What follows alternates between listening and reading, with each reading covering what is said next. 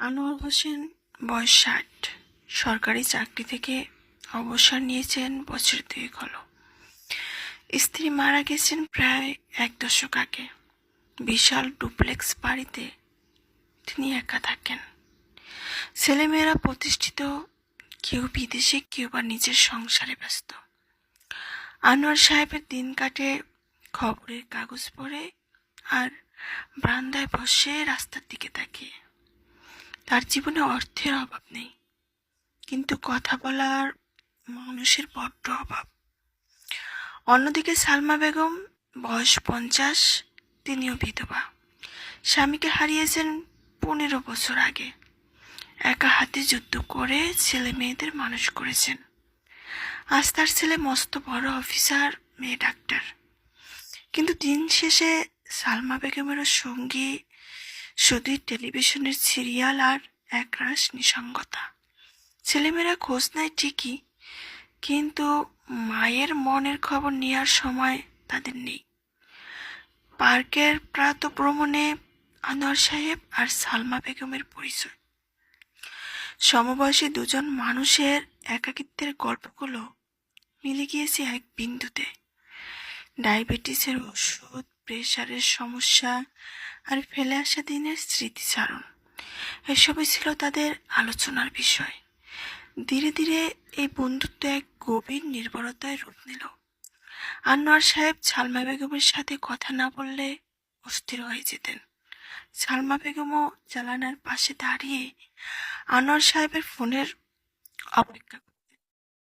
এই বয়সে এসে প্রেম, সমাজ এটাকে কি বলে, বিমূর্তি। কিন্তু তারা জানতেন এটা প্রেম নয়, এটা হলো শেষ বয়সে একটু ভালো থাকার আকুতি, একটা অবলম্বনের খোঁজ। কিন্তু সমাজ আর পরিবার কি তা বুঝবে? সালমা বেগম ভয়ে কুঁকড়ে থাকতেন। তিনি ভাবতেন, আমার ছেলেমেয়েরা কি ভাববে? বলবে বুড়ো বয়সে মা বিমূর্তি হয়েছে। সি, নাতি নাতনিদের সামনে আমি মুখ দেখাবো কি করে? আনোয়ার সাহেব দ্বিধায় ভুগতেন।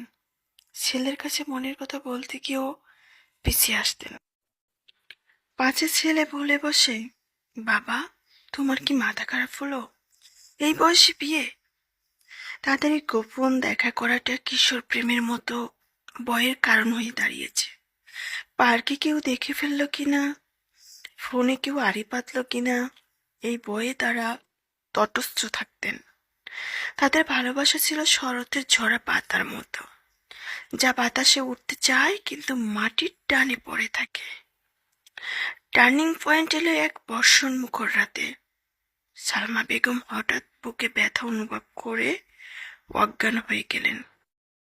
কাজের মেয়ে আনোয়ার সাহেবকে ফোন করলেন। আনোয়ার সাহেব ঝড়ের রাতে ভিজে সালমা বেগমের বাসায় ছুটে গেলেন, তাকে হাসপাতালে নিয়ে গেলেন। সারা রাত তিনি সালমা বেগমের শিয়রে বসে রইলেন।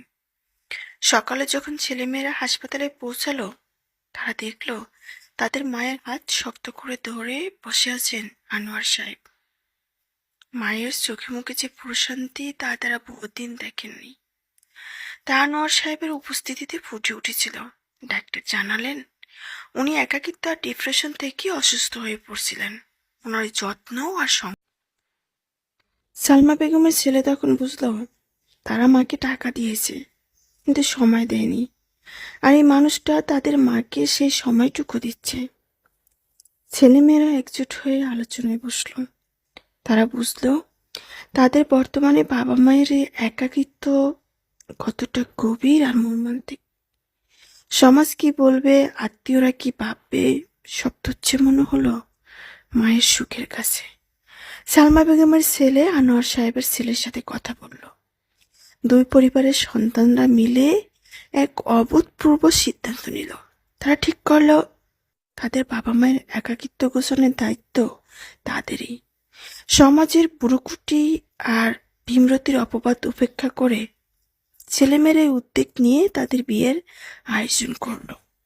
বিয়ের আসরটা ছিল খুব ছোট, কিন্তু আবেগে ভরপুর।